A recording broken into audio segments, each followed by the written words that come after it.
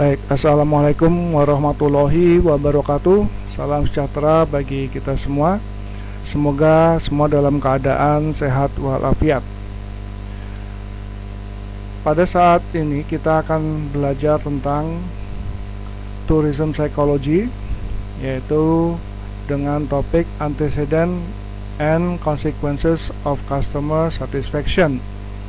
Artinya adalah bahwa ini kajian tentang sebab dan akibat dari kepuasan pelanggan.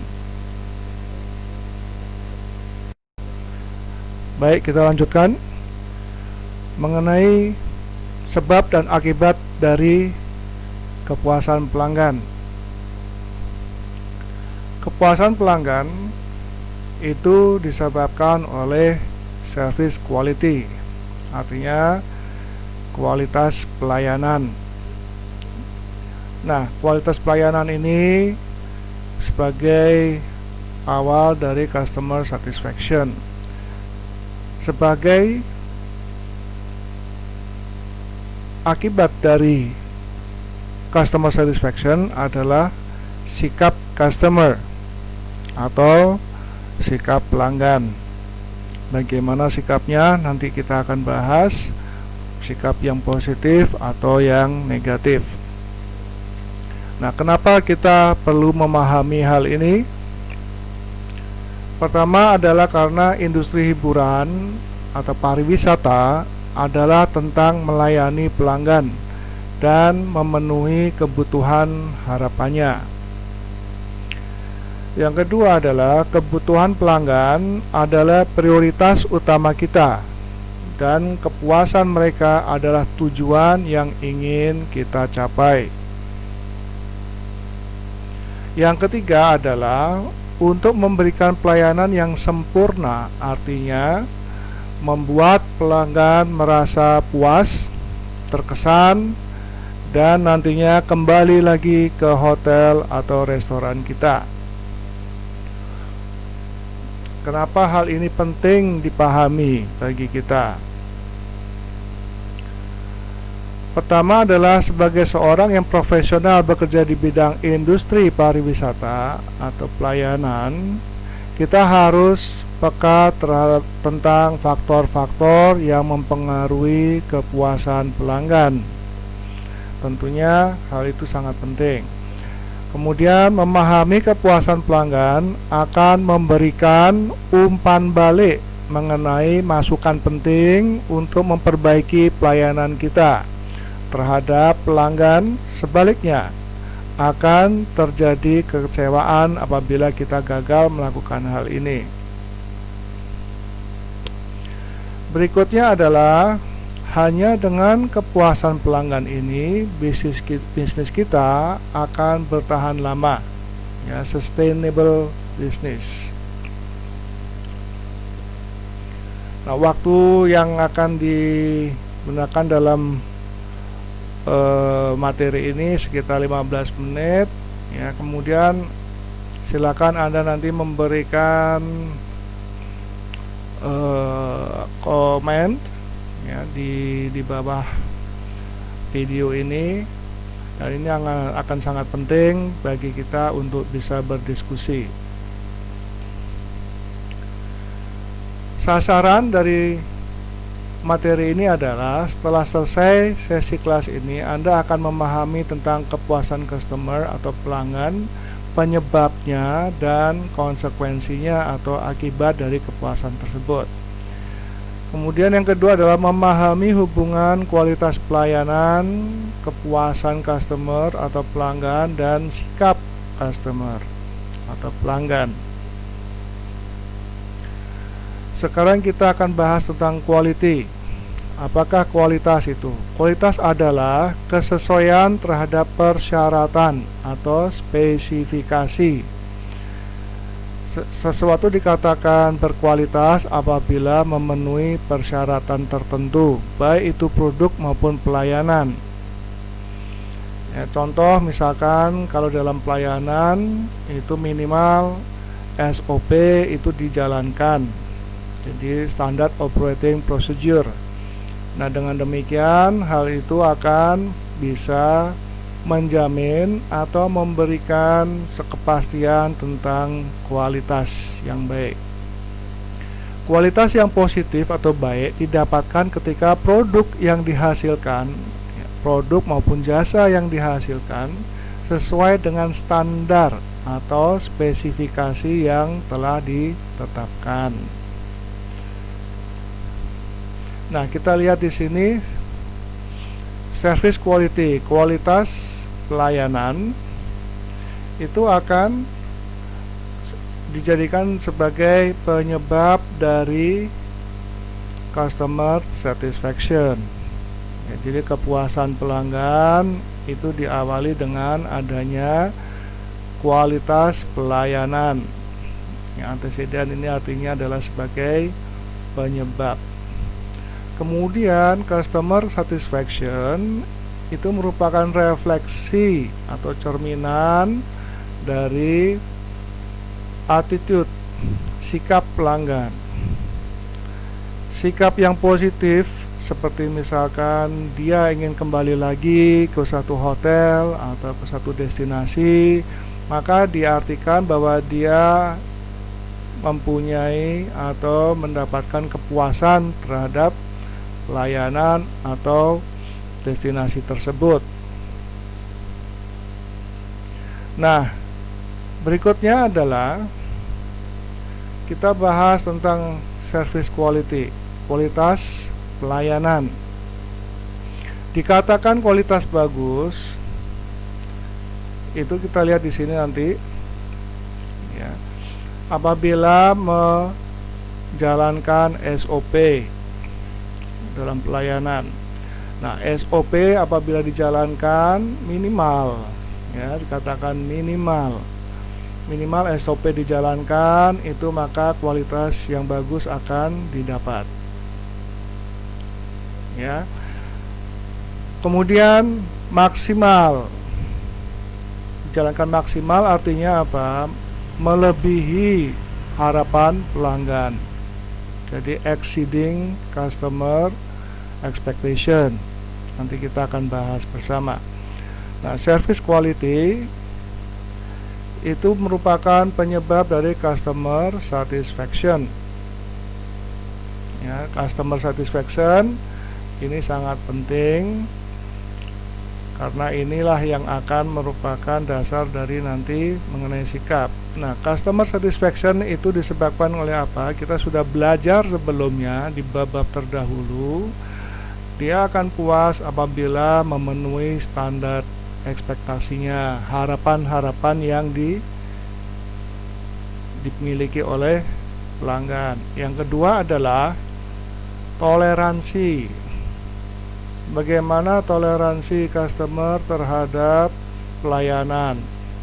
Apabila toleransinya rendah, maka pelayanan yang bagus maka disebut atau bisa dinilai kurang baik atau kurang bagus.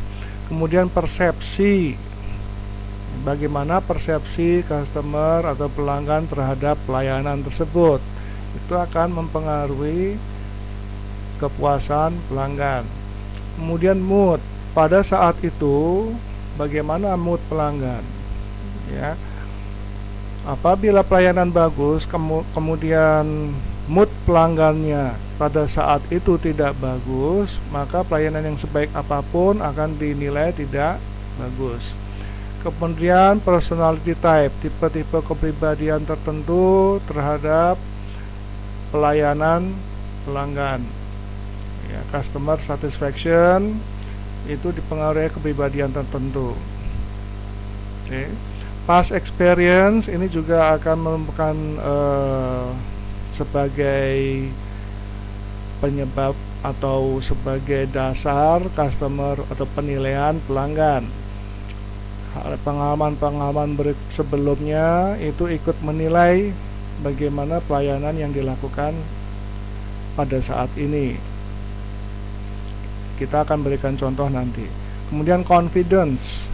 Artinya confidence di sini adalah keyakinan kualitas pelayanan yang baik atau yang sesuai dengan SOP, yaitu memenuhi standar minimal. Contohnya standar minimal adalah apabila suatu restoran misalkan tidak bisa memenuhi permintaan pelanggan di dalam menu. Ya. Nah, SOP yang harus dilakukan atau dikatakan adalah untuk menawarkan menu yang lain terhadap kepada pelanggan. Ini adalah suatu persyaratan minimal. Ya, ketika sudah habis, maka dia harus menawarkan menu yang lain terhadap pelanggan. Nah, ini adalah suatu SOP yang standar. Perlu diperhatikan bahwa standar minimal ini tidak memenuhi suatu persyaratan, yaitu apa? Ekspektasi. Ya, seperti halnya Anda sering kali masuk ke suatu restoran, rumah makan, kemudian mengorder satu menu makanan atau minuman, sudah habis, ternyata maka mereka akan menawarkan menu yang lain atau minuman yang lain, makanan yang lain. Pertanyaannya adalah apakah pelanggan puas? Ya, sekalipun itu sudah dilakukan sesuai dengan SOP, namun pelanggan bisa menjadi tidak puas. Kenapa? Karena ekspektasinya tidak terpenuhi. Kemudian bisa tidak puas juga karena apa? Toleransi. Kesalahan sedikit saja, apabila toleransi customer itu rendah, maka hal itu menyebabkan ketidakpuasan customer. Kemudian persepsi ini juga sama, bahwa sebelum misalkan seorang penumpang itu membeli tiket pesawat misalkan, ketika persepsinya sudah baik tentang penerbangan tersebut, maka dia akan merasakan puas. Ada suatu maskapai penerbangan yang orang sudah mempunyai persepsi bahwa maskapai itu tidak bagus. Nah, sebelum naik pun penumpang sudah mempunyai penilaian terhadap pelayanan tersebut, sehingga dikatakan bahwa pelayanannya tidak bagus, padahal belum tentu demikian. Ya. Kemudian mood, ketika pelayanan itu bagus, namun mood pelanggan atau customer pada saat itu sedang tidak bagus, maka pelayanan sebagus apapun, hal tersebut akan dinilai tidak bagus, kemudian tidak menimbulkan kepuasan pelanggan. Personality type, tipe-tipe personality. Contoh, misalkan dalam penelitian suatu penerbangan, ketika seseorang yang mempunyai kepribadian misalkan ekstrovert, ya, dia menemukan bahwa ketika dia masuk dalam pesawat, tidak ada majalah, tidak ada headset, ya, tidak ada hiburan. Namun apabila di sebelahnya ada penumpang lain, maka dia bisa memanfaatkan penumpang tersebut untuk berbincang-bincang. Kemudian dia mengabaikan bahwa sebetulnya pelayanannya atau kelengkapan di dalam penerbangan tersebut itu kurang memadai. Artinya tidak ada majalah, headset, namun penumpang masih merasa puas. Kenapa? Karena ada penumpang lain yang bisa diajak untuk berbicara. Ya, ini adalah satu contoh bahwa tipe kepribadian ini masih bisa membuat customer satisfaction. Ya, sebaliknya demikian, tipe introvert itu lebih mementingkan kalau di dalam pesawat itu ada majalah, ada hiburan video, ada games atau apapun yang bisa dijadikan alat untuk menghibur dirinya. Ya, penumpang kanan kiri diabaikan. Nah, ini adalah personality type. Baik, kemudian past experience, penilaian terhadap penilaian terhadap pelayanan, ya, kualitas pelayanan berdasarkan past experience, pengalaman masa lampau, ya, karena pengalamannya sudah sering bahwa maskapai penerbangan tertentu itu mengalami keterlambatan misalkan. Nah, ini sudah ikut memberikan penilaian terhadap service quality sehingga dia tidak puas dengan pelayanannya, ya. Kemudian juga dengan confidence, rasa yakin. Ada maskapai tertentu yang memang memberikan rasa yakin bahwa pelayanannya sudah bagus, ya, meskipun penumpang tersebut belum naik dalam pesawat. Penilaian itu sudah terjadi terhadap kualitas pelayanan sehingga akan menyebabkan customer satisfaction. Namun demikian, ketika confidence ini tidak terpenuhi, ya, keyakinan tidak terpenuhi, maka dia juga tidak puas, ya. Baik, dilanjutkan. Konsekuensi atau akibat dari customer satisfaction adalah sikap pelanggan.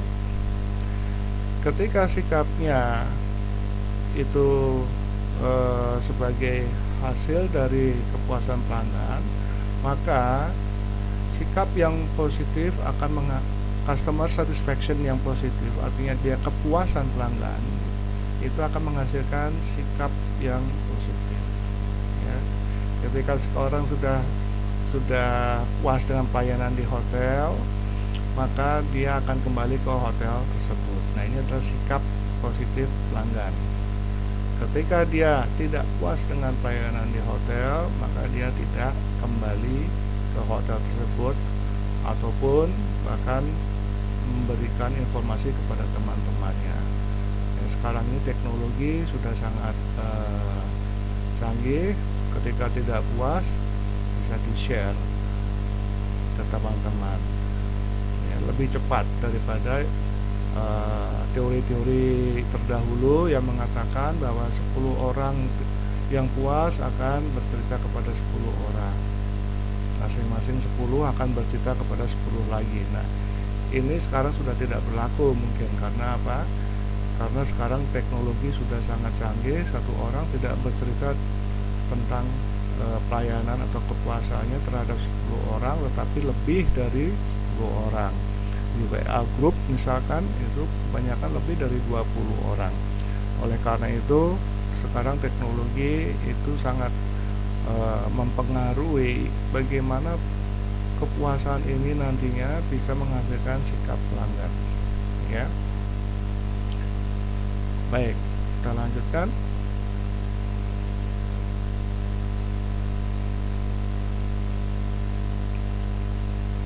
Oleh karena itu,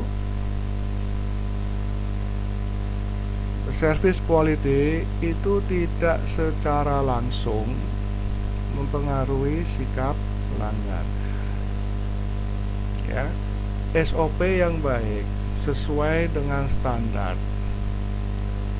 kemudian misalkan katakan sebuah hotel atau suatu jasa pelayanan sudah lulus dalam ISO, ya, International Standard Organization, sekalipun sudah ikut ISO 9000 misalkan, tidak menjamin bahwa sikap pelanggan akan positif, ya. Minimal ya dia dapat suatu hal bisa dijadikan suatu pegangan bahwa ISO 9000 itu bagus, tapi tergantung apakah dia puas tidak dengan pelayanan saat itu. Service quality yang baik tidak secara langsung mempengaruhi sikap pelanggan. Artinya di tengah-tengah sini ada unsur customer satisfaction. Apakah dia puas tidak dengan kualitas pelayanan? Kalau dia puas, ya, maka sikap itu akan positif. Kalau dia tidak puas, maka sikap itu akan negatif, ya. Dia tidak akan kembali lagi, tidak akan cerita kepada orang lain, ya, tidak akan memberikan rekomendasi kepada orang lain. Tapi ketika ada positif, dia akan memberikan rekomendasi kepada orang lain. Demikian. Jadi intinya adalah bahwa kita harus berhati-hati, ya. SOP ini tidak menjamin adanya sikap yang positif, sehingga kita harus bisa menghasilkan customer satisfaction lebih dulu sebelum menghasilkan sikap yang positif. Demikian. Oleh karena itu, kalau kita bekerja itu kita harus memperhatikan pertama kali adalah customer satisfaction. Bagaimana caranya? Kita bisa langsung tanyakan kepada pengunjung saat itu. Saya tekankan sekali lagi bahwa service quality itu tidak bisa langsung mempengaruhi sikap pelanggan, ya. Jadi service quality itu harus melalui dulu customer satisfaction atau kepuasan pelanggan lebih dulu.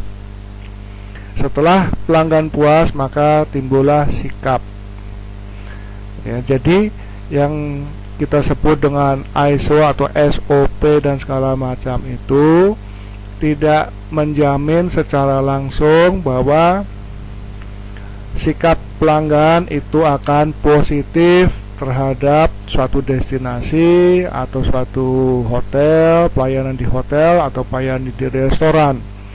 Oleh karena itu perlu kita bahwa kalau kita bekerja harus memperhatikan lebih dulu tentang customer satisfaction. Tanyakan langsung kepada pelanggan apakah mereka puas dengan pelayanan yang sudah kita berikan terhadap pelanggan. Dengan demikian kita bisa langsung memprediksi bahwa ketika dia puas, maka sikapnya akan positif. Demikian penjelasan dari saya dari materi ini. Semoga bermanfaat. Kalau ada pertanyaan, silakan Anda menuliskan di komen di bawah video ini. Selamat belajar. Jangan lupa subscribe untuk terus mengikuti channel ini, bunyikan lonceng dan like.